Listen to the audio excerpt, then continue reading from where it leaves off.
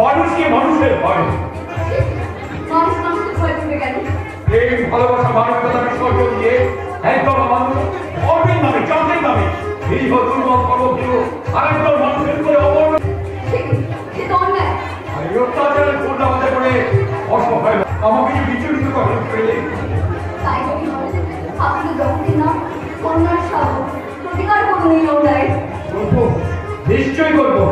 সুযোগ পেলে মানুষ আগে অমানুষকে দল ধর্মকে পদে পদে দলিত করে অসত্য মানুষের কারণ থেকে উঠতে তুলে ধরে। হ্যাঁ পেলে মথুরার ওই সামান্য ব্রাহ্মণ পণ্ডিত হবে মথুরা রাজা বিতংসের বিরুদ্ধে আমার সুদর্শন অস্ত্র। ওর কৃষ্ণ ভক্তি এই কৃষ্ণের একমাত্র ভরসা। ভুলে দেব না, মনে রেখো দাপনের এই যুগ সন্ধিকালে আর আগামী কলিযুগে নাম নানি হবে জীবের মুক্তির একমাত্র পথ। এই ষোলরূপ পেলে মানব মুক্তির মাত্র দৃষ্টি কৃষ্ণ ভক্তের কণ্ঠে নাম গানে মন মাতানো সুর। চলো আমরা ওদের সঙ্গে যুক্ত হয়ে যুক্ত হই।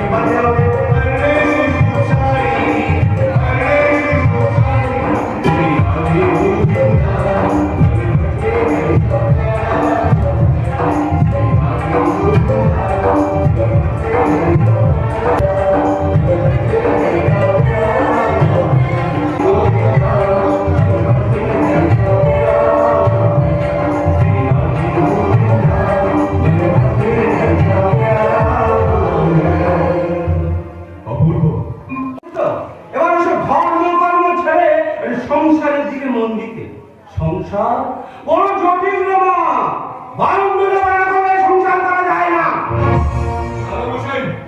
আমার বাবা বাউল করে নয়, ব্রহ্মজ্ঞানী, ঈশ্বর শাস্ত্র পুরুষ। ব্রহ্মজ্ঞানী নয়, ব্রহ্মজ্ঞানী। দাদা মশাই, কাউকে সম্মান দিতে না পারবেন দেবেন না, কিন্তু হয়তো অসম্মান করবেন না। এখনো তুই তোর বাবাকে বুঝবি না দাদু ভাই। সংসার বুদ্ধি যার নেই তাকে নির্বোধ করে। তোর বাবা হচ্ছে একটা মহানির্বোধ। আমার বাবা যদি মহানির্বোধ হন, তাহলে পৃথিবীর মহাবুদ্ধিমান মানুষটিকে আপনি বুঝি। শুনলি সুশীলা, তোর ছেলের কথাগুলো শুনলি তো? তাই এবার থেকে আমার সামনে দাঁড়িয়ে আমার বাবার নামে একটু কথা বলবেন না। তাহলে তাহলে তাহলে আমি ভুলে যাবো আপনি আমার দাদা মশাই। চিন্তা করো না মা, শুধু আমার ঠাকুরের পুত্র কৃষ্ণদাস তোমার বাবাকে অসম্মান করবে না, খালি স্মরণ করে দেবে যে ওই মহাজ্ঞানী মানুষের কাছে একটা সজ্ঞানী পুত্র সন্তান কৃষ্ণদাস আছে। তাই যা করবেন আর যা করবেন একটু ভেবে বুঝে করবেন। আচ্ছা দাদু ভাই, তুই কি ভাবছিস আমি তোদের ক্ষতি চাই? না সুশীলা, কৃষ্ণদাসকে বলতে হবে যে কৃষ্ণ নাম